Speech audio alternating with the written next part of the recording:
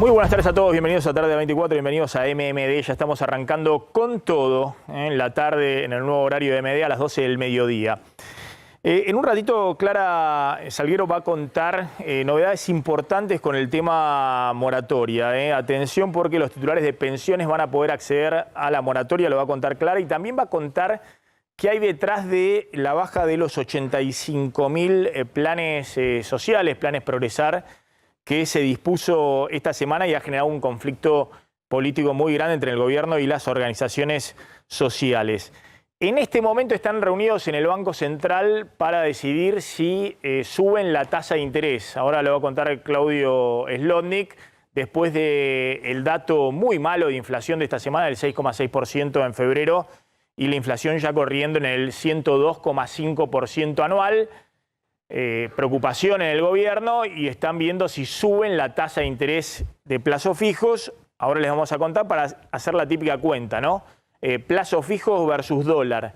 ¿Qué conviene? Vamos a hacer las cuentas, que es un poco la apuesta del Banco Central, ¿no? Dar rentabilidad a los plazos fijos para que no corran al dólar y también para que no vayan a bienes y no presionen sobre la inflación. Y Javier Calvo les va a contar en un ratito qué pasa en el radicalismo y en Juntos por el Cambio con el lanzamiento de la candidatura presidencial de Gerardo Morales, que va a estar el gobernador de Jujuy en el programa, la interna que está el rojo vivo en Juntos, y también cómo está jugando el factor Milei entre Juntos por el Cambio y el Frente de Todos en una campaña electoral que viene al rojo vivo. Hay muchísima información y que están dando también las encuestas. Vamos a arrancar con esto. Hay un nuevo escenario, ¿no? Mientras la política sigue entretenida y enfrascada en su propio mundo, que es el mundo de las encuestas, el mundo de la campaña electoral, el mundo de sus internas y las candidaturas, atención porque hay un nuevo escenario desde el punto de vista económico. Y esto enfrenta al gobierno a un dilema muy bravo en los próximos meses. Y el mayor riesgo ahora, después de conocido el dato de aceleración de la inflación por tercer mes consecutivo, el dato de febrero del 6,6%, es que la economía se hunda. Que la economía se hunda significa que la economía entre en una recesión y atención, ahora vamos a ver, hay distintos pronósticos que están revisándose todos a la baja respecto a cuán profunda puede ser esa recesión. Y ojo, porque no es lo mismo que haya 95% de inflación como hubo el año pasado y la economía creciendo al 5% y sosteniendo fuertemente el nivel de empleo, aunque sea empleo precario, empleo informal, que con una economía con 100% de inflación entrando en una recesión más profunda que destruya puestos de trabajo. Ojo que eso obviamente cambia todo el escenario político y social. ¿Por qué decimos que cambió en los últimos días, las últimas semanas, todo el panorama? Todo el panorama. En primer lugar, porque hay una serie de factores que están tirando esta economía para abajo. Y en primer lugar está el shock de la sequía, que significa menos dólares. En la estimación promedio son 16.000 millones de dólares menos que van a ingresar a la Argentina este año, fundamentalmente distribuidos ahora, en este periodo, en el segundo trimestre del año, y eso tiene un impacto directo, es 2,5% del PBI. Los economistas ya sabemos que la economía empieza, si efectivamente se termina de ratificar esto en los próximos meses, 2,5% abajo. Es un impacto muy, muy fuerte en lo que es uno de los motores de la economía argentina, que es el sector agropecuario. En segundo lugar, hay un efecto de segunda vuelta de esa falta de dólares, que tiene el impacto directo, es 2,5% del PBI ya para abajo, que es la restricción a las importaciones por la falta de dólares del Banco Central. Y esa segunda vuelta, hay distintas estimaciones de cuánto pueden caer o cuánto deberían caer las importaciones este año para poder ajustar con la oferta de dólares. En general hay cierto consenso que van a caer 15%, por lo menos. Estamos hablando de unos 10.000 millones de dólares que son menos insumos productivos para la actividad económica, para el consumo, para la producción. Y el tercer efecto muy fuerte que está con el riesgo de llevar a esta economía hacia abajo, a que se hunda esta economía, es la caída del poder adquisitivo de los salarios, de las jubilaciones, de los planes sociales, de todos los ingresos fijos frente a la inflación. En un ratito vamos a analizar con Clara Salguero justamente cómo vienen jubilados versus inflación y cómo viene AUH, Asignación Universal por Hijo, versus inflación de alimentos. Y van a ver que por quinto trimestre consecutivo los jubilados vienen perdiendo como en la guerra frente a la inflación, y lo mismo pasa con la AUH, la Asignación por Hijo y otros ingresos fijos frente a la inflación y en particular a la inflación de alimentos. Esto se está dando ahora desde muy arranque del año, cuando se esperaba cierta recomposición del poder adquisitivo que sostuviera el nivel de actividad. Frente a este panorama, el dilema del gobierno es, si no hay financiamiento adicional del FMI, es decir, si no llegan dólares nuevos por algún lado, y hasta ahora no se están viendo, porque el FMI sigue muy duro de no habilitar para la Argentina alguna línea especial para tratar de compensar el impacto de la sequía, el mayor riesgo que tiene el gobierno es o aplica el ajuste de la receta para no descarrilar el acuerdo con el fondo, que hoy es la única ancla, y eso le permite tratar de evitar que la inflación vuele todavía más alto y que se espiralice, por ejemplo, el tipo de cambio libre, la brecha cambiaria, y se aplica esa receta que tiene que aplicarla si no consigue financiamiento para que, insisto, no se desbande todo en términos de estabilidad cambiaria. Bueno, profundiza aún más las fuerzas recesivas de esta economía. El FMI presiona por más ajustes para que no estalle en medio de la campaña electoral la situación económica. Es un poco también la visión que tiene el ministro de Economía y el equipo económico, pero todas las medidas de ahora en más, en esta parte del año, son medidas no para poner plata en la calle, sino para sacarla. La primera es la que está evaluando en este momento el Banco Central. Hay una discusión fuerte en el directorio del Banco Central. Ahora vamos a ver las distintas alternativas que tiene de subir la tasa de interés.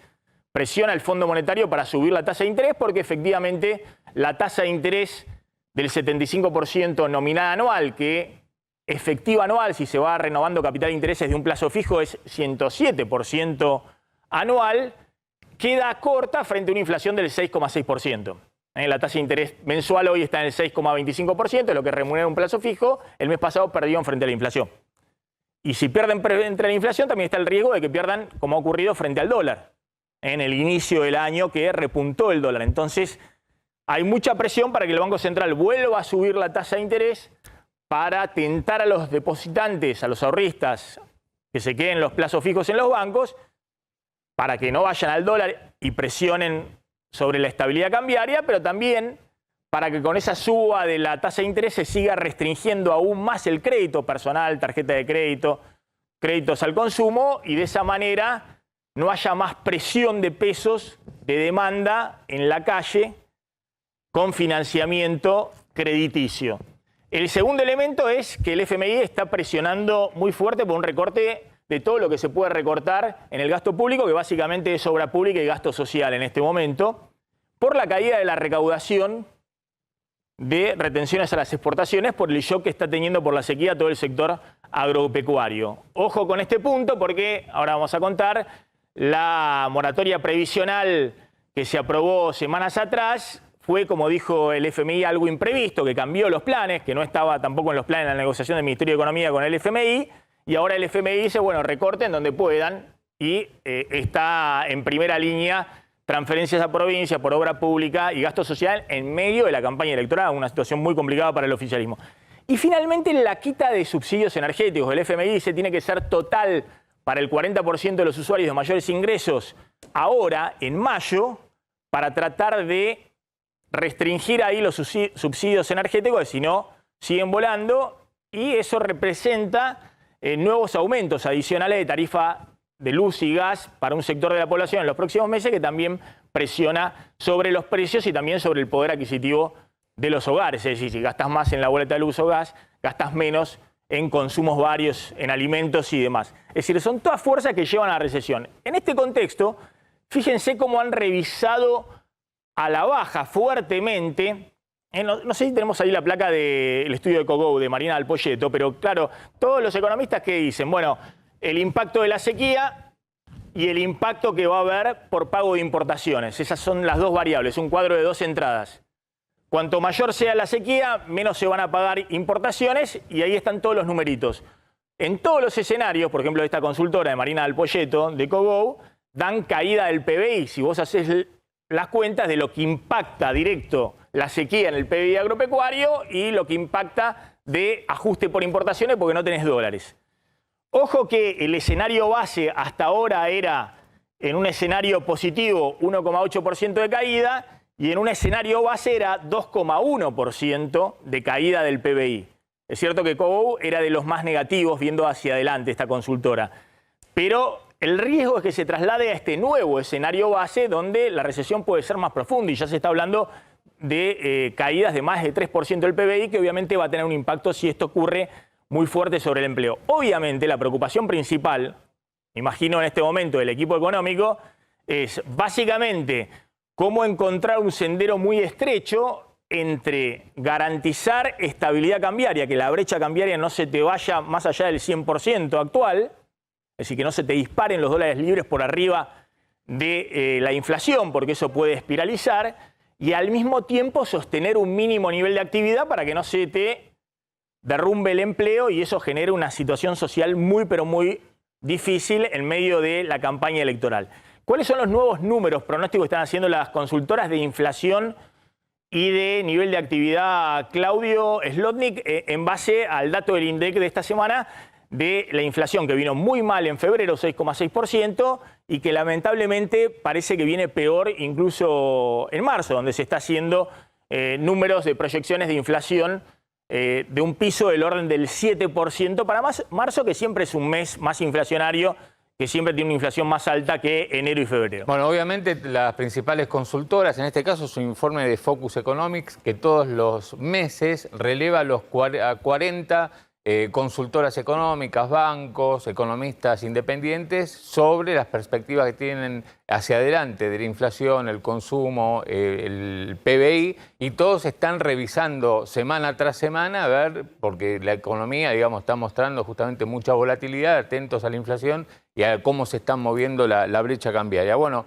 a ver, evolución del PBI. Cogou hasta ahora le da una caída del 3,1%, pero como vos recién mostrabas, la consultora de Marina Dal Poyetto tiene previsiones que este escenario de caída del 3,1% podría ser peor, podría llegar al 5,2%, teniendo en cuenta que la sequía está justamente revisándose con números todavía peores a los que se conocían semanas atrás cuando se hizo este relevamiento. Orlando Ferreres muestra o preveía hasta hace un par de semanas una caída del 2,3% del PBI. LSG, que es la consultora fundada por Martín Lustó, caída del 2,2%. Y Empiria, la de la CUNSA, la del referente económico, el 1,3%. Es decir, todos ajustando para abajo el PBI y la inflación para arriba, que es el peor de escenarios. Si hay un escenario de alta inflación con recesión, ¿no? Y es la gran preocupación. Claro. En este contexto, y la sumo a Clara, y ya vamos a hablar con el ingeniero Costamaña de qué puede pasar con el precio de la carne,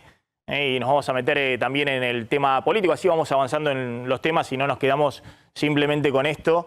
Vean lo que pasa con los jubilados frente a la inflación con estos números que ha dado el INDEC en los 2 primeros meses del año. Los jubilados venían corriendo detrás de la inflación todos los trimestres. Recuerden que el ajuste jubilatorio es en marzo, junio, septiembre y diciembre.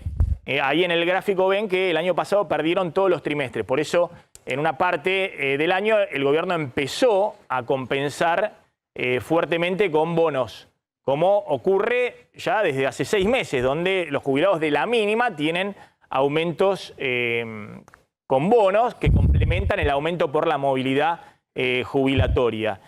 Bueno, lamentablemente esto va a tener que continuar porque el dato es este. En los primeros 2 meses del año la inflación fue 13%. Cuando se sume la inflación, si es 7%, vengan acá porque si no confundimos a la gente con el PBI, que me presten atención a lo que estoy diciendo. Si se suma 7% de inflación en marzo, los 3 primeros meses van a acumular una inflación de 21%, porque es un índice compuesto, y el aumento jubilatorio en los 3 primeros meses va a ser del 17%. Pero en el caso de la inflación de alimentos, los 2 primeros meses ya dieron 17%. O sea que si la inflación de alimentos es 9% en marzo, como es probable, un poco menos que en febrero, pero igualmente muy arriba del índice general, la inflación general va a acumular en los 3 primeros meses 30%, insisto, es un índice compuesto, y el aumento de los jubilados es 17%. Lo mismo que el aumento de la UH. La UH no ha tenido bono extraordinario como han tenido los jubilados de la mínima. Es decir, que están quedando muy por debajo. Lo de la mínima lo podés compensar, la jubilación mínima con este bono, que van a tener que seguir replicando todos los meses, un bono extra por fuera de la movilidad, pero a la UH no le estás dando bono. Al resto de los jubilados, al que gana más de 2 veces la mínima, tampoco le estás dando un bono. La verdad que es un problema muy, muy grande para una franja muy grande de la población. Clara. Sí, en realidad, buenas tardes. En realidad, de alguna manera, ¿por qué se explica que no haya refuerzos adicionales para la UH? Porque la UH es una ayuda social que es compatible con otras ayudas sociales. Entonces, en la suma de ayudas sociales que recibe una familia, que puede recibir 4, 5, 6, depende de la cantidad de integrantes que son, de ahí, bueno, desde ahí se trata de compensar. La AUH tiene hasta niños de 14 años, familias que tienen chicos hasta 14 años, la tarjeta alimentar. Entonces, la vas compensando. ¿Qué pasa mientras tanto? Igualmente, digamos, la AUH se va licuando. Se va licuando. Va licuando su poder de compra la UH. La podés compensar con otros planes sociales, pero se va licuando en el ingreso general. Y se va desvirtuando. Porque aparte, la tarjeta alimentar, cuando recién se implementa, en el año 2020, se implementa con la idea de que eso fuera directamente a alimentos de la canasta básica. Y ahora, con la tarjeta alimentar, las familias pueden comprar cualquier rubro, cualquier cosa que necesiten. Entonces, bueno, ahí tenemos, después podemos hablar otro día de la desnutrición y todo lo demás, o de la mala alimentación. ¿Qué pasa, Maxi, mientras tanto, con los jubilados y pensionados nacionales? Tenemos que partir de la base que la mitad de los jubilados y pensionados de la Argentina cobran la mínima, o menos de la mínima, ¿sí? Estamos hablando de montos de 58.600 pesos, de 46.900 si hablamos de PUAN, de 41.000 pesos si hablamos de pensiones asistenciales. La vienen piloteando la inflación con el bono. Pero hay otra realidad. El bono se está perpetuando, como se perpetuó en la Argentina el asistencialismo. Hace 9 meses consecutivos que el jubilado de la mínima o hasta de 2 mínimas no puede salir del bono. Nosotros tenemos el año pasado, septiembre, octubre y noviembre, un bono de 7.000 pesos. A eso le siguió diciembre, enero y febrero, un bono de 10.000. Y a eso le siguió marzo, abril y mayo. Ahora marzo, el bono de 15.000 pesos para ahí tenés, que por lo menos la mínima estén por arriba de la inflación. Claro, y te doy los números. Si se cuenta el haber mínimo, tomamos año 2022, ¿qué pasó con los jubilados y pensionados de la mínima? Le ganaron a la inflación, porque con los bonos sin parar, de alguna manera el acumulado fue de 106%. Si no se ponen los bonos, fue de 72,5% con una inflación del 94,8%. La situación muy difícil también la están teniendo los jubilados de la media y los jubilados de haberes más altos. Nosotros tenemos los haberes de jubilación expropiados ahora en 394.000 pesos. Bueno, los que cobran media y máxima representan un 30% del universo de jubilados y pensionados. En el año 2022 perdieron un 11,5% que se suma a los 20 puntos que ya venían perdiendo los 3 años anteriores. Exactamente. Fíjense, me da un poquito de temor pedirlo, pero hay un gráfico que es jubilados versus inflación. Y eso muestra que el año 2022 terminó con una inflación de 95% y los jubilados tuvieron un aumento, tengo acá el gráfico, del 72,5%. Es cierto que los jubilados de la mínima, pongámosla a pleno para que se pueda ver, es cierto que los jubilados de la mínima tuvieron el bono que los compensó. Pero el que gana más de 2 mínimas, bueno, estuvo más de 20 puntos abajo de la inflación. Y esto se está perpetuando también en el arranque del año, los 3 primeros meses del año. ¿Qué puede pasar? Está el ingeniero Andrés Costamaña, que es especialista en temas agropecuarios, en particular en el sector ganadero, y la gran pregunta es ¿qué puede pasar en los próximos meses, marzo y abril? Marzo ya está pegando también en aumentos adicional de la carne, no tan fuerte como en febrero, pero también está pegando. ¿Qué puede pasar con el precio de la carne, que es lo que principalmente impulsó la inflación de alimentos y la inflación general arriba del 6%? Nosotros decíamos, la economía venía con una inflación del 6% crucero, pero hubo un precio que se disparó 30-35% en el mes que tiró para arriba todo el índice de precio al consumidor y en particular la inflación de alimentos que llegó casi al 10% en un mes. Ingeniero, ¿qué está pasando con el precio de la carne? Es decir, los aumentos de febrero y las 2 primeras semanas de marzo son aumentos que ya acomodaron el precio de la carne, ¿o esto va a seguir en las próximas semanas? Hola Maxi, bueno, si me permitís vuelvo un poquito para atrás. Yo creo que la sequía, te están faltando 10.000 millones de dólares en esa cuenta, que vamos a estar en 4 puntos del PBI, porque esos análisis están hechos hasta el corte del 15 de febrero. Y seguramente, por más que llueva ahora, ya no tiene recomposición la producción, así que el escenario va a ser más grave del que vos presentaste. Yendo a la carne, el ganado en pie subió el 46%, en la carnicería el 30 o el 35%, con lo cual está acumulando todavía un retraso. Ese retraso lo están padeciendo o trasladando o sufriendo en su rentabilidad el frigorífico, el abastecedor y el carnicero, que todavía no pudieron actualizar totalmente la suba que tuvo el ganado en pie al mostrador, porque la capacidad de pago del consumidor no da para trasladar todo. Porque sigue un piso histórico el consumo de carne.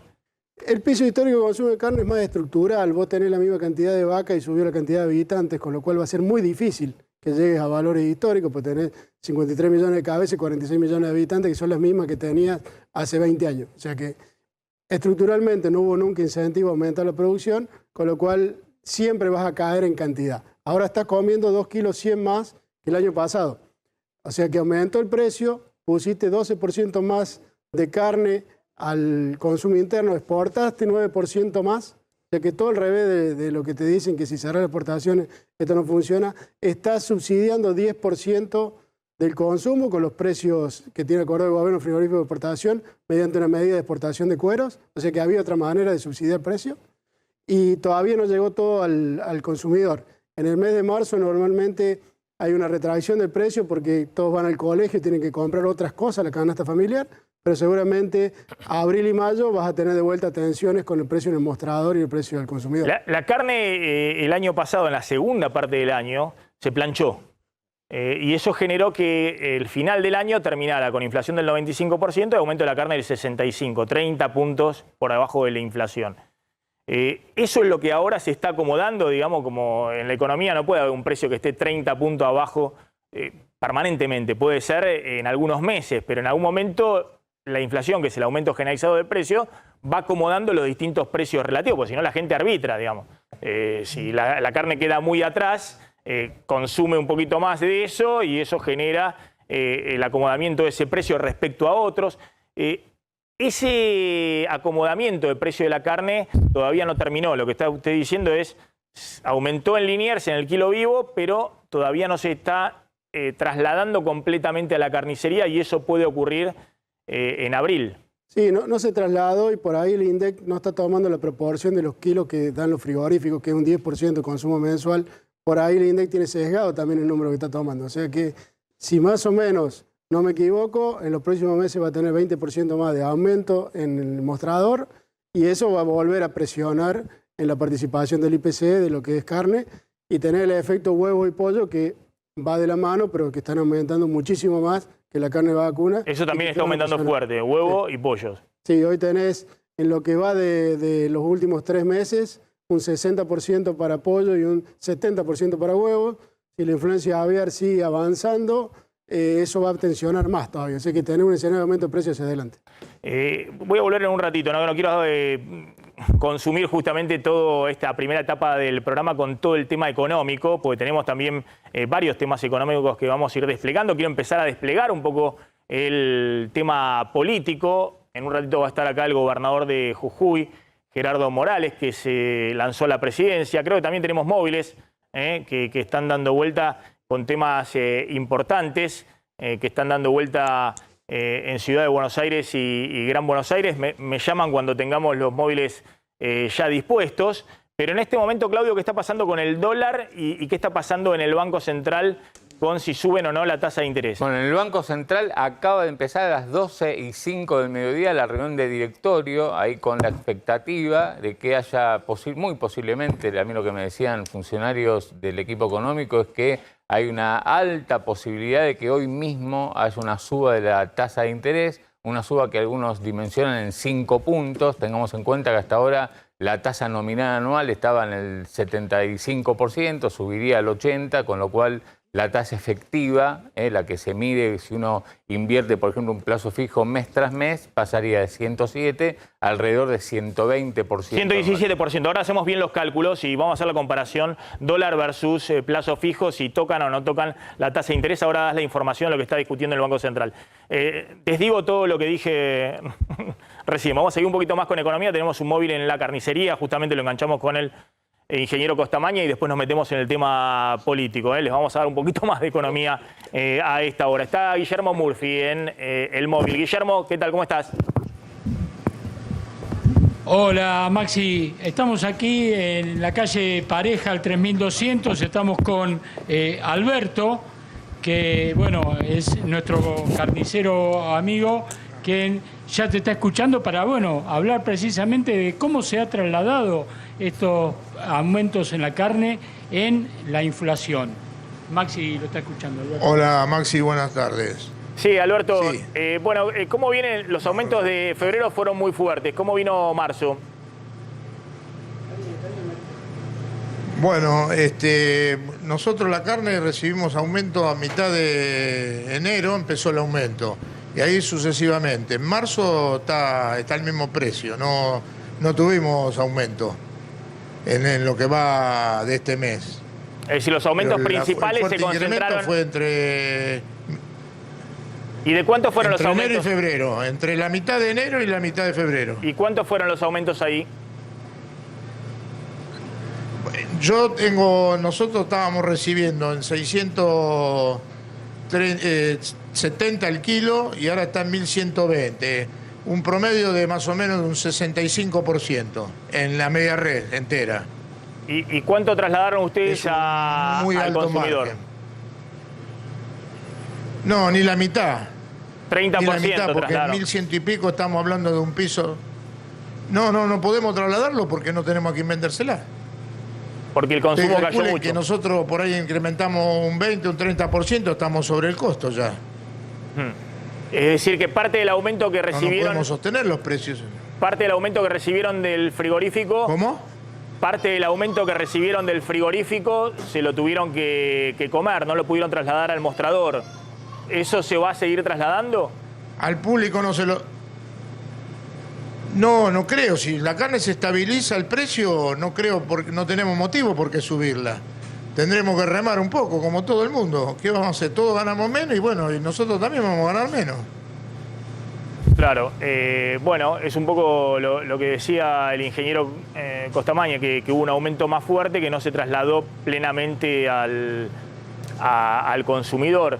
La pregunta es, si ustedes pueden mantener y no trasladar después íntegramente, porque me imagino que marzo, abril, si todos estos meses le sigue subiendo con el nivel general de precios todos los costos. Pero ustedes dicen que el carnicero es el que le va a poner el carnicero le va a poner el tope, pues no va a seguir aumentando, porque si no se le cae el consumo. Pero sí, eso es evidente. Si seguimos aumentándola, nos quedamos ya, no tenemos más clientela. Esto es así, de sencillo. Lo que pasa es que lo que anuncian no es tan bueno los ganaderos. Quieren más precio de la carne.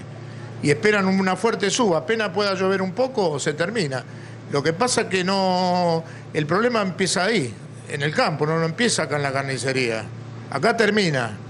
Y allá empieza. Nunca pusieron un peso en el campo. No reinvierten su plata. Hoy ponen Finlo y el Finlo está carísimo. Entonces van a volver a lo que históricamente la República Argentina, siendo uno de los más grandes productores de carne del mundo, siempre se hizo carne a campo, animales en el campo, a pastura. Bueno, hay campo y tenemos pastura, que siembren pastura, que pongan riesgo y no vamos a tener problemas de sequía. No se puede esperar en el siglo XXI que si llueve o no llueve. Sí. Eso es un problema que se puede solucionar. No sé si quiere hacer un con comentario. Inversión, de hecho, cosa que no quieren hacer. Sí, no sé si quiere comentar algo. Acá tengo al ingeniero Costamaña, Andrés Costamaña, que es un especialista en el sector ganadero. No sé si quiere comentar algo, digamos, esta discusión de especialistas. Está validando Costamaña y el carnicero. Está validando lo que dijimos recién. Ellos, los carniceros y la cadena comercial es la que está soportando este desfasaje de precios. Pero también vos tenés que ver que no hay incentivo para invertir en un negocio donde permanentemente le abrir y le cerrar la exportación o no tener reglas claras. Con lo cual llegar a regar para producir pasto es bastante difícil que suceda en el contexto actual, con tasas de interés que tenés y si seguimos en el ciclo, va a ser muy difícil que haya aumento de la producción por inversión. Y venimos en ese plan de hace 40 años, con lo cual es un tema ya que se volvió estructural. No hay aumento de la producción por falta de inversión y siempre va a estar la tensión de precio por producción, pero hay que tener en cuenta que está entregando al consumo interno más volumen. El consumo interno está recibiendo 12% más en estos meses que otros años por la sequía y demás está saliendo. No, pero por producto... eso es lo que también veíamos, pues si vos me decís la carne está yendo al 120, 130% anual y la inflación es del 100%, pero la carne en 2022 fue al 65% y la inflación fue del 95%. En los últimos 12 meses, según INDEC, últimos 12 meses, febrero contra febrero, según el corte, entre 80 y 85%. ¿Con una inflación de? Del 102,3% o del 103% de alimentos. En alimentos. Claro. Por eso sucede, Maxi, lo que vos decías, que prefieren un alimento respecto de otro y prefieren consumir más carne que otro alimento que lo ven caro en la situación en relación al salario. Entonces, va siendo más alto el consumo per cápita y va aumentando y lo está resistiendo el salario como puede. Bien. No sé, Alberto, si quiere decir algo final ahí. Yo creo que el tema del consumo no es real. Que el consumo haya aumentado un poco cuando tuvo la carne se mantuvo más, para fines del año pasado, unos meses fue porque nomás. tuvo un año, pero casi, claro, a principios del otro año, cuando subió la carne, también la subieron más del 100% los ganaderos. El precio del mercado subió más del 100%, después se mantuvo porque empezó la seca. La primera gota que cayeron en enero de este año volvió a subir la carne. Paradójicamente, la inversión tiene que ir, desde mi punto de vista, tiene que ir directamente al campo. Que ellos la ganancia la pongan adentro del campo. Así como nosotros ponemos la ganancia acá adentro, la reinvertimos en máquinas, en tratar de modernizarnos, también ellos deberían modernizar el sistema. Porque no me puede decir que ser riesgo es muy engorroso. Yo creo que no es tan así. No sé en valores, pero hay mucha energía renovable, pueden poner molinos, pueden poner paneles solares, poner una bomba de perforación y vamos a tener agua. Un buen tajamar y los animales van a tener agua para tomar, cosa que no está pasando. Y se quejaron los otros días porque un corte de ruta por la sequía, que piden que bajen las retenciones. Justamente, cuando hay abundancia tampoco ponen nada. Así que yo no lo veo tan equitativo. Está bien. Yo veo que el público consumidor es el castigado. Está bien. Alberto, de todas maneras, yo insisto, ¿no? Hay problemas que se llaman la macroeconomía. Cuando tenés 102% de inflación anual, con la carne corriendo el 85%, la carne no es problema. En otras historias, digamos, de la historia argentina, se hacían los índices descarnados, porque la carne iba por delante, entonces o los índices desautados, le sacamos el auto, porque los autos están aumentando mucho. Hoy hay un descalabro de 100% de inflación. La carne ahora se está acomodando, como hubo otros precios que también ya no se pisan y se están acomodando.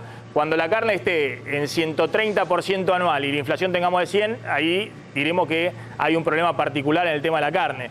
Cuando la carne está 15, 20 puntos abajo de la inflación general, lo que tenemos es el descalabro macroeconómico. Más allá de lo que usted dice... Sí, eso no tiene duda. Sí. Más allá de que coyunturalmente usted dice, bueno, cuando hay seca, mandan oferta de ganado, pues no lo pueden retener en el campo. Cuando empieza a llover un poco, retienen y eso repunta fuertemente los precios. Pero digo, son precios que se están acomodando respecto a una inflación del 100% anual, ¿no? Lo que pasa es que se acomodan en el peor momento para el gobierno, están Claro. en el peor de los mundos.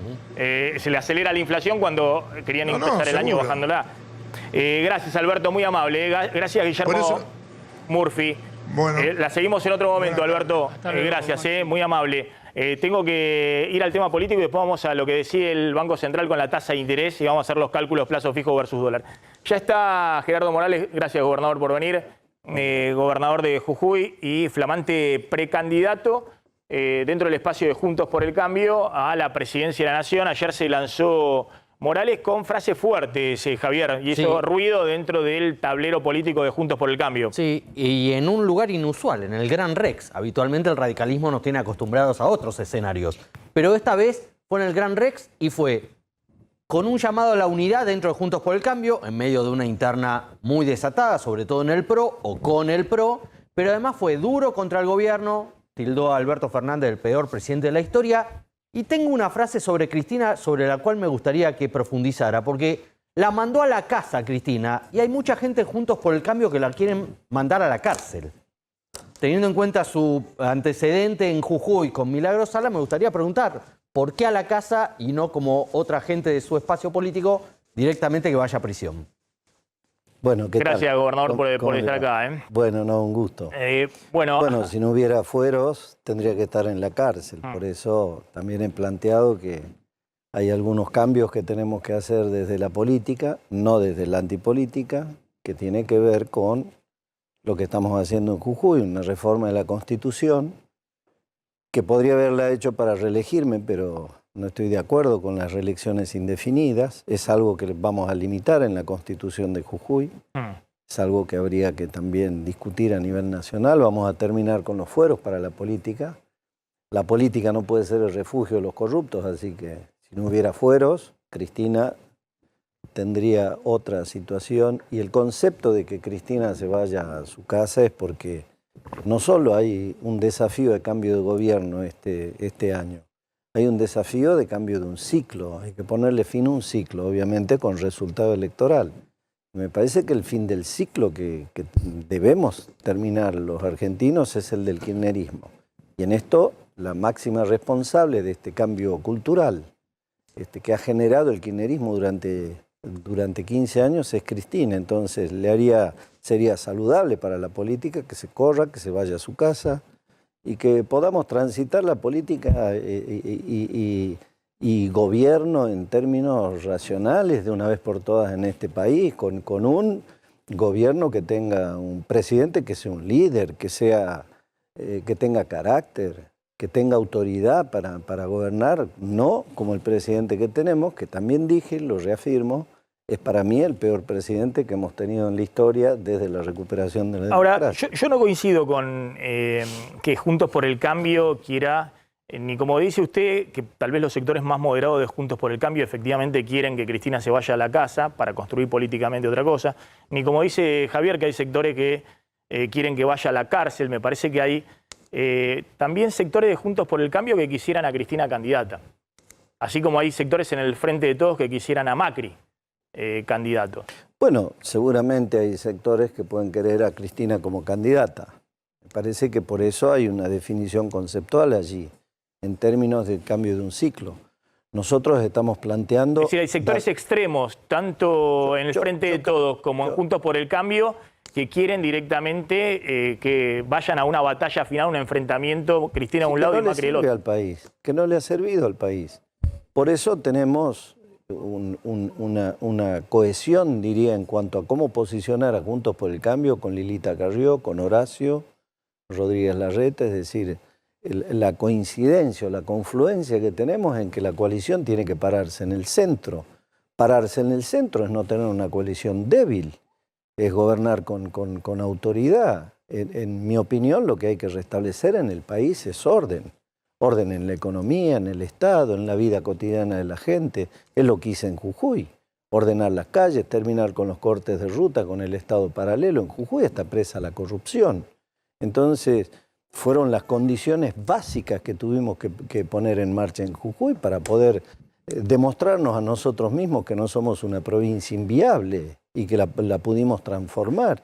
y poner en marcha no solo el litio, las energías renovables, el cannabis con fines medicinales, el turismo, sino también un régimen de promoción de inversiones que creo que es lo que tenemos que hacer en el país. A ver, Javier, una pregunta. Sí, le quería preguntar, porque también en el PRO plantean que su lanzamiento tiene que ver más con que el radicalismo se levanta el precio para después negociar, interesadamente, obviamente es la mirada del PRO, una candidatura a la vicepresidencia, que descreen en realidad de que finalmente usted vaya a ser candidato a presidente, y lo que se intenta es subirse el precio para negociar en mejores condiciones las listas y la candidatura a la vicepresidencia, que obviamente como número uno iría alguien del PRO. ¿Qué reacción tiene usted? Ese es el pensamiento de centralidad del PRO sobre Juntos por el Cambio. Ese es pensamiento viejo, del 2015. Los que piensan eso están atrasados. No comprenden la realidad actual de la Argentina y del radicalismo. El radicalismo hoy tiene el 70% de los candidatos más competitivos en todo el país. Martín Lustó va a ser jefe de gobierno en la ciudad y va a ser un gran jefe de gobierno. Tenemos a Maxi Puyaro, Carolina Lozada, Mario Barletta en Santa Fe, lo tenemos a Rodrigo de Loredo en la provincia de Córdoba, lo tenemos a Gustavo Pose, a Martín Tetaz en la provincia de Buenos Aires. Usted no va a ir como candidato a vicepresidente ni de Yo voy Horacio a ser Rodríguez candidato Larreta, a ni de nada. presidente, hace 8 meses que lo dije. Bien. Y no me creen. Como no me creían que iba a ser gobernador después de haber perdido 3 veces, fui la 4ª vez candidato a gobernador en Jujuy, y no me creían que yo iba a ordenar Jujuy y que iba a transformar Jujuy. Y es lo que estamos haciendo. Y no me lo creyeron, y no me creen. Y bueno, ya nos hemos lanzado y el radicalismo va a tener un candidato, en mi opinión, obviamente, necesitamos un único candidato al radicalismo. Obviamente, también es lógico en la política que algunos sectores del PRO intenten dividir al radicalismo. A ver, nosotros no somos responsables de la división o la disputa entre Patricia y Horacio. Nosotros no hemos hecho nada para eso. Ahora, nosotros no vamos a dejar que tampoco el diablo meta la cola y busquen la división del radicalismo, que es un partido fuerte, que es el partido que le da federalismo a Juntos por el Cambio. Ahora va a haber una interna muy dura, no solamente a nivel nacional con el PRO, sino si ustedes sostienen a Martín Lustó en la ciudad de Buenos Aires, en la ciudad de Buenos Aires también va a haber una interna muy dura frente a los candidatos que está impulsando Macri. Mire, en la ciudad de Buenos Aires, ya sea Jorge Macri o para nosotros, en términos de la buena relación y convivencia dentro de Juntos por el Cambio, son centrales, entre otras cosas, 2. Mendoza, el PRO tiene que acomodar Mendoza, tienen que ir adentro de la coalición. Nuestro candidato es Alfredo Cornejo, está Luis Petri también, pero gobernamos Mendoza. Y a pesar de las diferencias que usted sabe que tenemos con Alfredo, es nuestro candidato. Entonces, ese es un distrito clave central. Y el otro es Capital, el otro es Cava. Nuestro candidato es Martín Lustó, que va a ser jefe de gobierno, y va a ser un gran jefe de gobierno. Le tienen, ahora, digo, hablemos de todo. No es que un partido se va a quedar con el gobierno nacional, el gobierno de la ciudad, la provincia de Buenos Aires. Eso es la lógica del 2015. El que piensa con esa matriz, ¿no es cierto?, está equivocado, no ve la realidad. Entonces, desde el radicalismo lo que hacemos es no imponer, sino poner sobre la mesa cómo es la realidad. Nosotros tenemos un gran partido. Además, no somos un partido antiguo, ¿eh? Abrazamos una agenda moderna, la agenda del mundo, que es la de la lucha contra el cambio climático, la transición energética en un mundo que demanda alimentos, energía y hay vaca muerta. En 3 años vamos a estar exportando 15.000 millones de dólares en crudo y en gas, minerales críticos para la transición energética, litio. Este año Jujuy exporta 3.000 millones de dólares en litio, luego Salta y Catamarca. En 3 años vamos a exportar 12.000 millones de dólares en litio, después viene el cobre, economía del conocimiento, biotecnología. Ahí está la República Argentina. No vamos a dejar que este gobierno, que ha puesto patas para arriba el Estado, que ha puesto patas para arriba los valores, por eso hablamos de dar vuelta a la Argentina, nos quiere hacer creer que somos inviables como país. Me interesa una reflexión suya respecto a qué está pasando en el posicionamiento político, ¿no? El gobierno está obviamente en el peor momento, con un escenario muy complejo hacia adelante. está su esposa con su Con hija. Guadalupe, que está, quiere venir a estar conmigo. Es muy chiquita, claro, es como en un partido de tenis. Está. ¿Cuánto tiene? ¿1 año y medio? 1 año y medio. Claro, Hola, es mi amor. muy chiquita. Y bien, se fue. Hola, mi amor.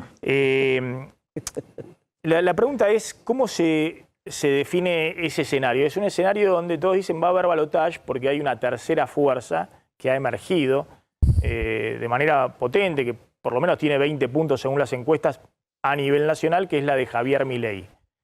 Y que está planteando un dilema grande para Juntos por el Cambio. De hecho, se sigue lucubrando si en algún momento Patricia Bullrich puede romper con Milei. El propio Mauricio Macri ha coqueteado más de una vez romper Juntos por el Milei. Cambio e irse Claro, con Milei. en algún momento el propio Mauricio Macri ha coqueteado con Milei.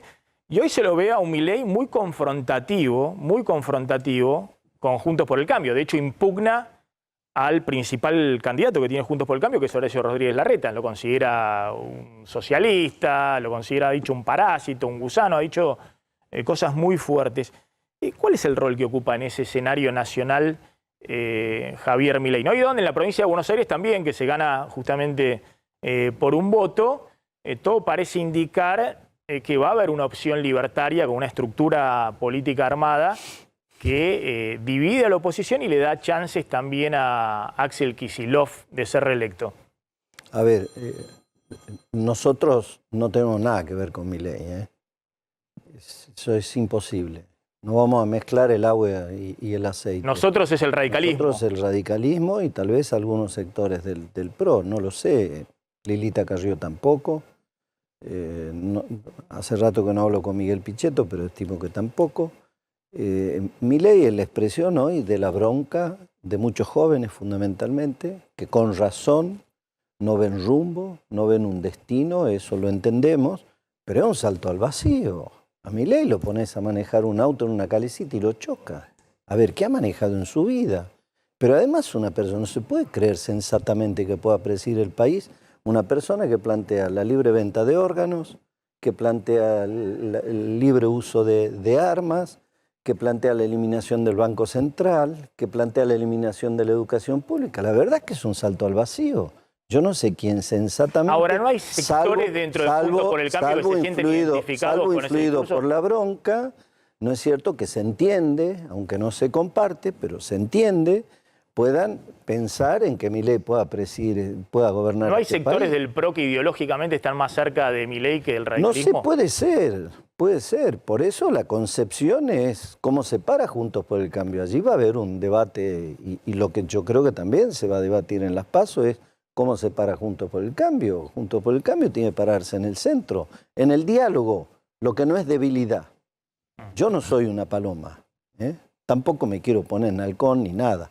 Yo gobierno con autoridad todos los días la provincia de Jujuy, es como voy a gobernar la República Argentina. Lo primero que voy a hacer es irme a Rosario y hacerme cargo del problema del narcotráfico. Y voy a tomar las medidas que tenga que tomar para ordenar, para ordenar la calle, terminar con los cortes, terminar con el Estado paralelo y poner en marcha este país que tenemos, que tiene un gran pueblo y que tiene un gran potencial. Muy breve, una última de Clara, querías hacerle a Morales. Sí, Morales, tenemos más de la mitad de la población en la Argentina subsidiada con algún tipo de asistencialismo.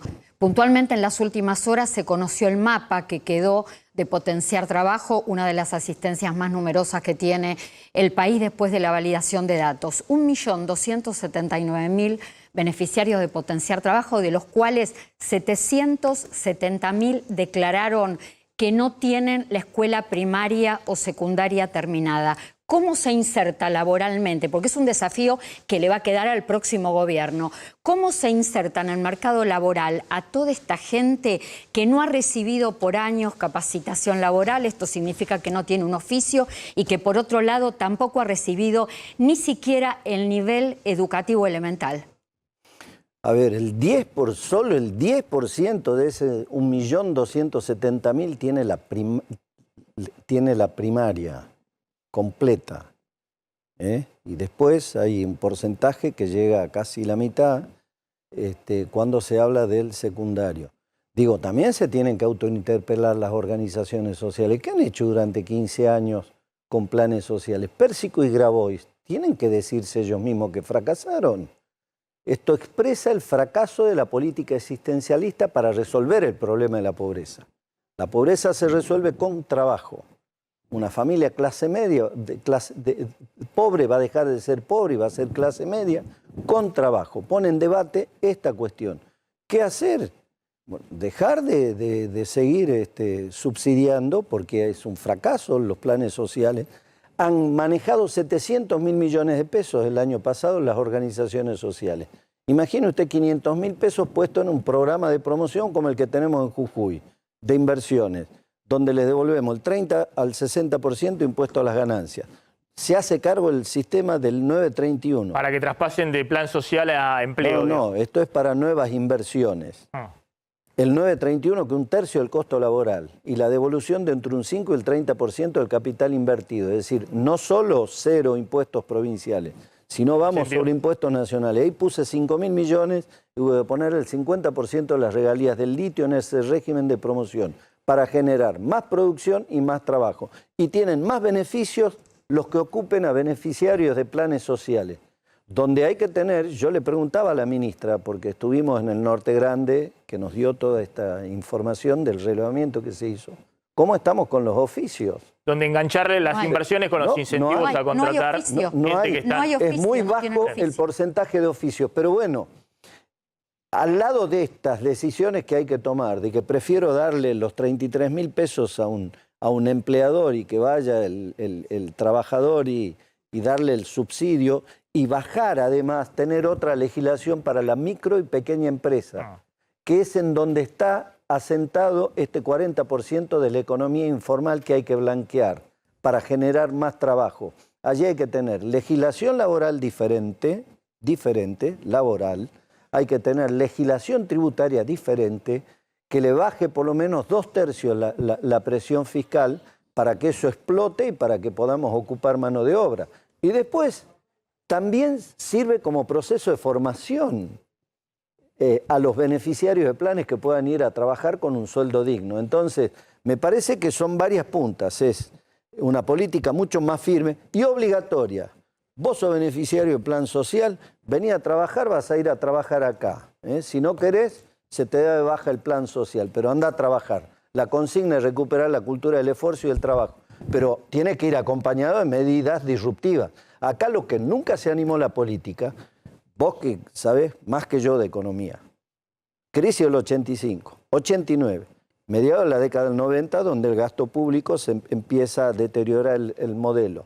Crisis del 2001, crisis del 2008, crisis del 2016. Siempre hubo recetas macro que hay que poner en primera instancia en marcha. Nunca hubo políticas productivistas que transformen. Nos tenemos que animar empleo a transformar específico y demás.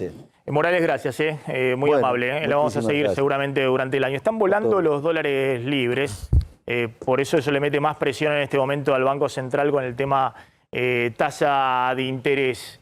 ¿Cómo están el dólar blue y el dólar contado con liquidación en 400 pesos? Claro, la noticia en este momento es que el dólar contado con liqui, que sirve para las empresas, para que dolaricen justamente, llegó en este momento a los 400 pesos. Es el valor más alto que tuvo en la historia. El dólar blue... En términos nominales, ¿no? Porque descontado por inflación, el dólar de 350 que hubo en julio del año pasado es un dólar arriba de los 530, 540 pesos, ajustado por inflación. Pero en términos nominales, evidentemente, están presionados los dólares libres por esto, porque se ven los números de inflación.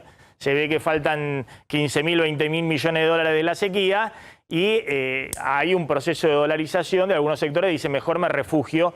Por eso ahora vamos a contar lo que hace el Banco Central, que seguramente va a tener que subir la tasa de interés para darle alguna tentación, algún premio al que se queda con el ahorro en pesos en un depósito a plazos fijos. Bueno, el paralelo, el dólar blue también está para arriba, 5 pesos respecto de ayer, 383 pesos, pero lo que está marcado justamente es una mayor dolarización, sobre todo de empresas, en medio de un contexto internacional complicado por el tema bancos, el sistema financiero a nivel global, en Estados Unidos, en Europa, con muchos problemas. Y bueno, en ese contexto y con una mayor inflación, lo que están subiendo en el día de hoy son los dólares alternativos. Está el móvil, está Diego de Nicolás en el móvil. Diego.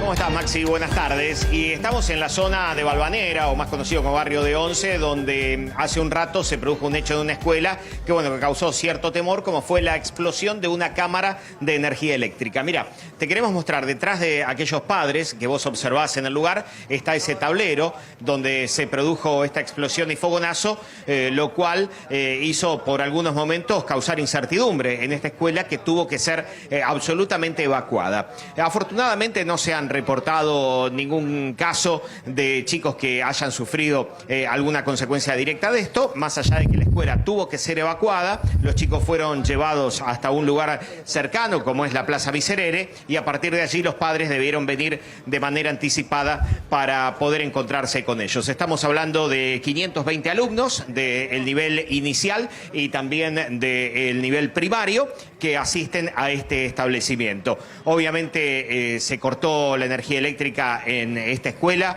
en el momento, quedó sin luz, pero lo que nos dicen es que no ha habido cortes de luz en los negocios o en las viviendas cercanas. Si vos te acordás, Maxi, esta escuela fue famosa allá en los años 90 porque se había destinado por el entonces Consejo Deliberante de la Ciudad de Buenos Aires para hacer locales comerciales abajo, y recibió esa denominación popular de escuela shopping.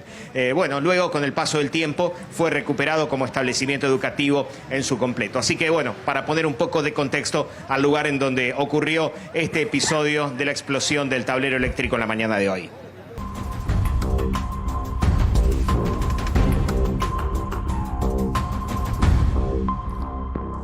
Bueno, recordemos en este momento el dólar blue, 3.83. 383 el dólar blue, 401 pesos el contado con liquidez de empresas. Y 386 el dólar bolsa. Es un impacto del tema inflación, básicamente. Una inflación que fue más arriba de lo que esperaban el gobierno, la consultora. Si eso tiene impacto hoy en el mercado, vamos a ver qué pasa. La inflación y los números, los cálculos que se está haciendo respecto a la sequía y la escasez de dólares muy grande que va a haber este año en la Argentina. Entonces, frente a esto, el Banco Central está decidiendo en este momento en el directorio si sube o no la tasa de interés. Veamos el cuadro, porque esto es muy sencillo.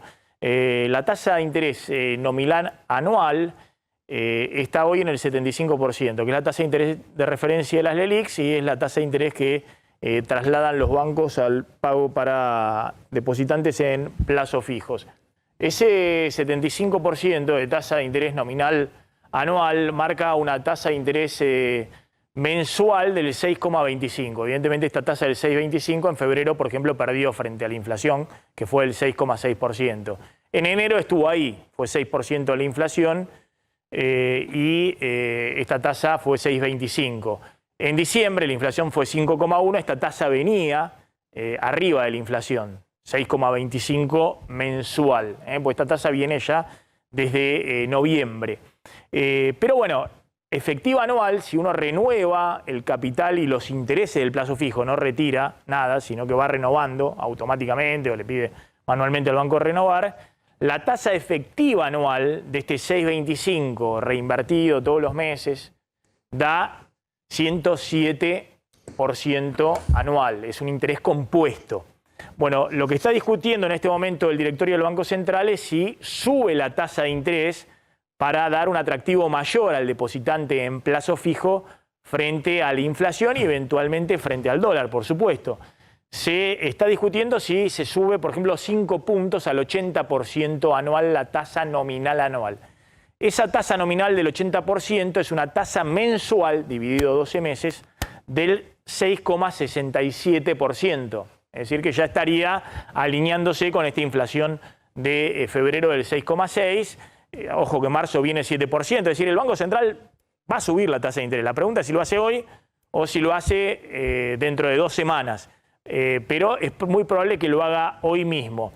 Esta tasa del 6,6 por 6,67%, el 6,6666 mensual, es una tasa efectiva anual, si uno va renovando todos los meses capital de intereses del plazo fijo, un interés compuesto del 117%. Es decir, ya estamos con una tasa anual más elevada. El cálculo que obviamente está pensando el Banco Central, como se ha pensado siempre en la historia argentina, es tasa versus dólar.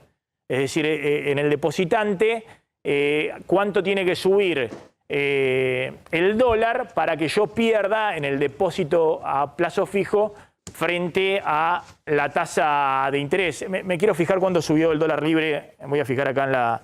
Tenía abierta acá la aplicación. Fíjense, por ejemplo, que en el mes el dólar MEP, que es el dólar bolsa, el dólar de dolarización para aquellos que tienen fondos en blanco en el sistema financiero y en un clic de home banking quieren comprar el dólar MEP o dólar bolsa, subió 8% en marzo.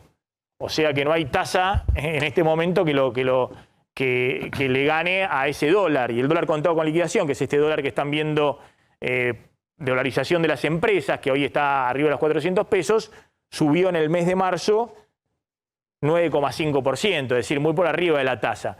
Pero por eso el Banco Central tiene que acomodar la tasa para que el depositante haga en su cabeza el cálculo, porque en la Argentina funciona así, no solamente frente a la inflación, que es el poder adquisitivo que uno tiene de esos pesos, por lo menos que mantengan poder adquisitivo frente a la inflación, sino frente al dólar. Bueno, si el plazo fijo mantiene la tasa del 75% nominal anual, si uno hiciera un plazo fijo en abril, teniendo en cuenta que el dólar hoy está en 3,80, el blue, tendría que estar arriba de 655 pesos el 30 de diciembre o el 31 de diciembre para que uno pierda con el plazo fijo frente al dólar. Es decir, el dólar tendría que superar los 655 pesos a fines de diciembre. Si suben la tasa al 80% nominal anual, no es mucho la diferencia, porque son 9 meses nada más, desde abril hasta diciembre, y el interés compuesto siempre se potencia cuando vos le vas sumando meses. 12 meses, una diferencia grande, entre 107 y 117%. En 9 meses esa diferencia se achica, pero bueno, si suben la tasa, le da más atractivo el plazo fijo y el dólar tendría que subir arriba de 680 pesos a fines de diciembre para que el plazo fijo pierda frente al dólar, ¿no? Esta es la ecuación tasa versus dólar que se viene haciendo en los últimos 40 de la historia argentina. Por eso el Banco Central de nuevo está viendo si hoy vuelve a subir la tasa de interés para que no se le vayan plazos fijos al dólar, o eventualmente tampoco para que la gente no diga, bueno, ya perdido, si pierdo en el banco, desahorro en el banco, me está comiendo la inflación, adelanto consumo, saco parte de esos pesitos y compro cosas, porque todo eso presiona sobre la inflación. Ahí en el Banco Central lo que me decían era que lo lógico, el número lógico para subir la tasa ahora era de 5 puntos. Este ejemplo que vos decías, para que la brecha no se escape, para que los dólares financieros no ocurran como están amagando hoy, subir bien por encima incluso de la inflación y marcar una brecha todavía más grande. Ahora, el debate es si no va a ser mayor todavía esa suba. A mí me decían, no nos queremos pasar de rosca, hay tiempo para en cualquier momento volver a subir, porque cualquier suba de la tasa de interés impacta después en los costos de las empresas también. La suba de tasa tiene una serie de problemas evidentes, digamos que obviamente impacta sobre todo el sistema crediticio. En primer lugar, la tasa de interés de la tarjeta de crédito, cuando uno paga el mínimo, los que están con préstamos personales, préstamos prendarios, todo el crédito de la economía, se disparan las tasas de interés. En realidad se ha cancelado mucho crédito ya porque han venido subiendo fuerte las tasas y la gente no está tan endeudada. Y después también le sirve al gobierno subir la tasa de interés para que aquel que tenga algunos dólares decida soltarlo en vez de estar financiándose en pesos. Entonces es otro incentivo que el gobierno tarde o temprano va a tener que hacer para evitar la dolarización y para tratar de que, por ejemplo, los exportadores o qué sé yo, o productores que por ahí están rezagando todo el tema de la venta de la cosecha, bueno, estén más urgidos, más apretados, aunque acá está la bomba de la sequía en el medio, pero es el tema del típico palo de la tasa de interés, digamos, de ajustar todas las clavijas para que lo que tengan los dólares lo larguen y lo que tengan los pesos no vayan a correr al dólar. ¿Tenés una información de último momento, Javier? Sí, la justicia avanzó sobre sobrefacturación de importaciones. Un caso es el primero que se da utilizando el acuerdo que estableció el gobierno de intercambio de información tributaria con los Estados Unidos. Y detectó la justicia penal en lo penal económico el caso de una importadora de maquinaria, de maquinaria pesada para vaca muerta, en donde sobrefacturaron por 232 millones de dólares, Maxi, a dólar oficial, obviamente, ¿no? Consiguieron los dólares del Banco Central insisto, 232 millones de dólares. Y la justicia lo que está averiguando después de una denuncia de la aduana y de la AFIP es que lo que está comprobando después de hacer allanamientos en agencias de importación y exportación, en agencias bursátiles, que esa facturación está sobredimensionada por un lado, es decir, es mentira que necesitaba 232 millones de dólares, y por el otro lado no solamente sobrefacturó, sino que utilizó lo que en el mercado se conoce como rulo, para después esos dólares oficiales que le dio el Banco Central, el sobrante, utilizarlos con el contado con liqui y llevarlos obviamente ya fuera del país. Está avanzando esta causa sobre una firma que se llama NRG Argentina, Sociedad Anónima, sobre importación de bienes de capital para vaca muerta. Esta es una operación importante, 232 millones de dólares. Imagínate la cantidad de operaciones de sobrefacturación de importaciones que ha habido en los últimos 3 años con una brecha del 100%.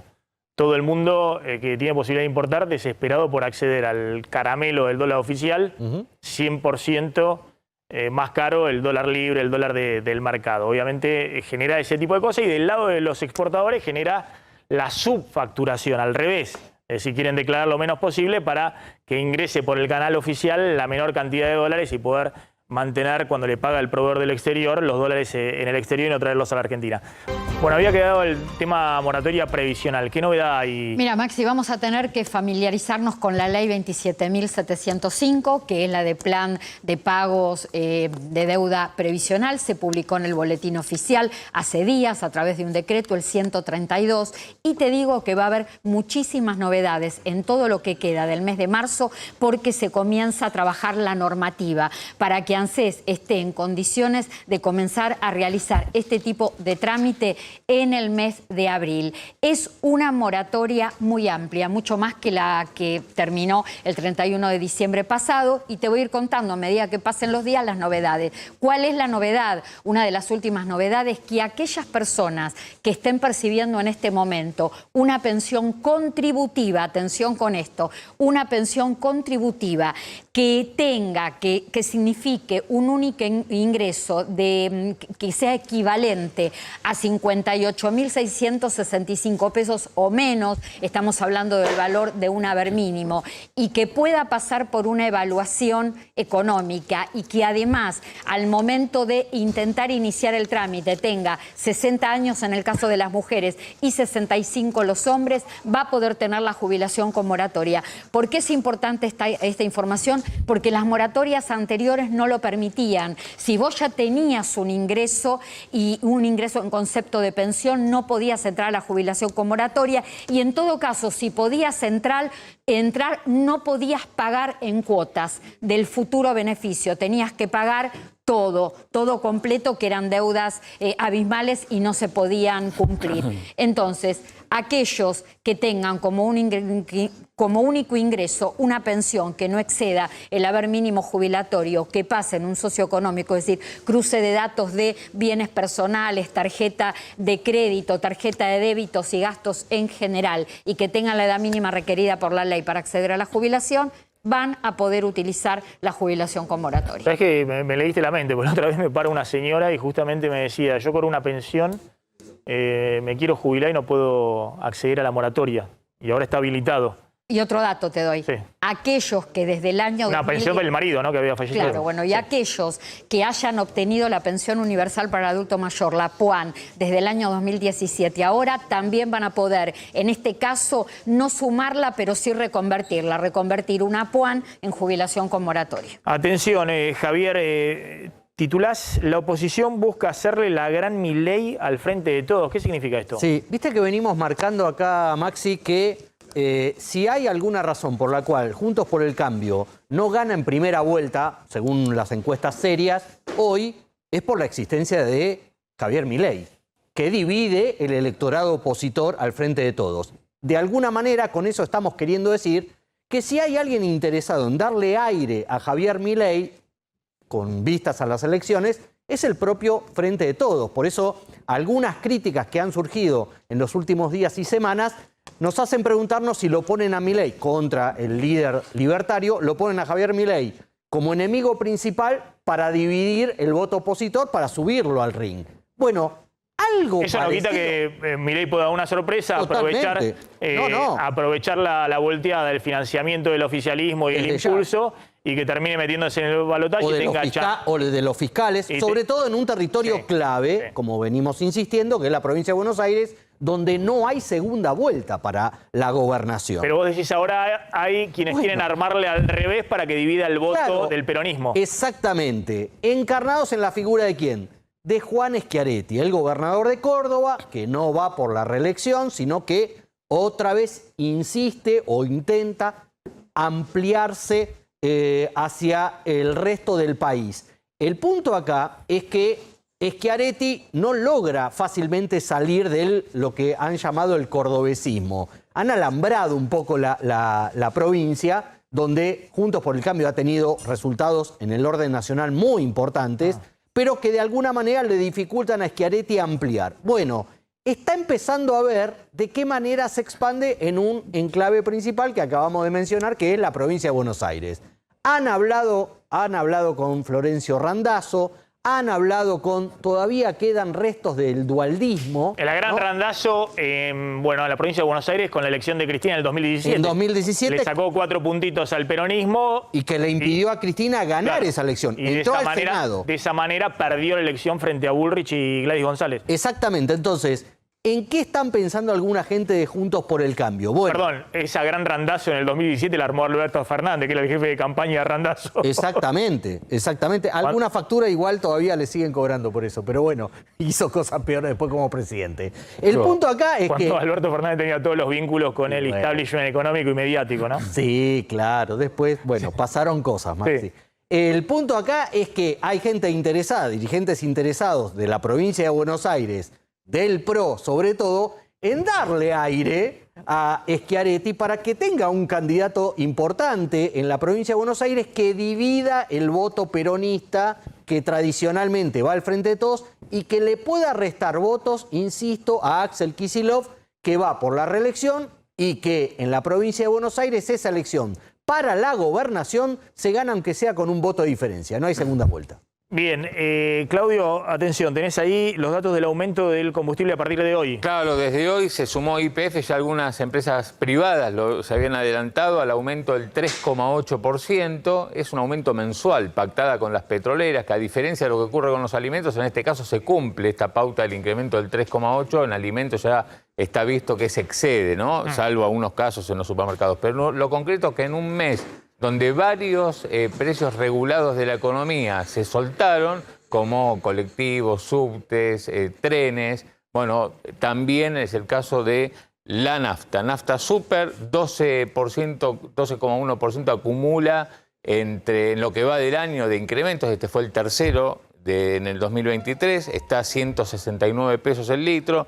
La Premium, 16,9, acumula aumento en lo que va del año y 17,1 el gasoil Premium. Lo concreto es que estos números que están marcando que están todos por detrás de la inflación. La inflación estimada para enero-marzo es del 21%, tomando en cuenta una del 7% para este mes. Con lo cual el gobierno está tratando justamente de que la inflación no sea todavía más alta. Que por lo menos los combustibles no vayan adelante de la inflación, claro, sino que vayan un poquito atrás. Cerramos, Clara, con los datos que tenés de qué pasó con la baja de 80.000 planes sociales que generó esta semana todas las marchas en la 9 de julio, el conflicto entre los movimientos sociales y la ministra de Desarrollo Social. Sí, está relacionado con la validación de identidad que cerró en el día de ayer. 1.279.000 beneficiarios de Potenciar Trabajo la realizaron, 85.000 no. Entonces, esto va a significar bajas definitivas. 85.000 bajas de Potenciar Trabajo. Por supuesto, después de la validación de datos quedó todo un mapa, el que mencionábamos, más de la mitad de la gente que hoy está en Potenciar Trabajo no tiene la escuela elemental terminada. La mayoría, mira, un dato muy interesante, la mayoría de estas 777.000 personas que no terminaron la escuela son mujeres entre 18 y 39 años que tienen la mayoría de ellas gente a cargo, niños, hijas, hijos a cargo. Intención de estudiar, de esta gente que hizo validación de datos, 615.795 personas, pero sin embargo solo se inscribieron a volver a estudiar 143.300. Cerrame con el tema La Rioja, ¿qué pasó? Sí, apareció un video del gobernador de La Rioja muy llamativo. Si lo podemos ver, lo tenemos ahí en punta para verlo, es re breve. Dale, quiero verlo. Bien, es tiro, perfecto, no hay problema. Una docente se le acercó al gobernador de la provincia, Quintela, para pedirle un aumento de sueldo a los docentes. Fíjense lo que le dijo al gobernador.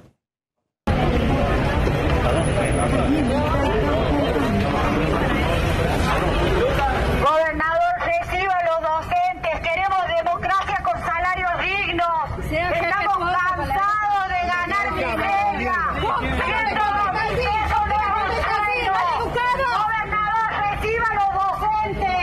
a los docentes autoconvocados. ¿Qué le dijo el gobernador con esos modales? Anda, en riojano auténtico, le dijo, anda a trabajar, vaga de mierda. Eso dijo el gobernador. No estaba bueno, ¿no? Me parece que los reclamos salariales no se van a resolver tan fácil. En un escenario de con los docentes en la provincia de Buenos Aires. Con mayor conflictividad social, ¿no? Sí, sobre todo en la provincia de Buenos Aires. Gracias, Clara, gracias, Javier, gracias, Claudio. Nos estamos retirando, se quedan con Eduardo Battaglia. Nosotros nos reencontramos, como siempre, a las 12 en el nuevo horario de MMD. Chao, pásenla bien.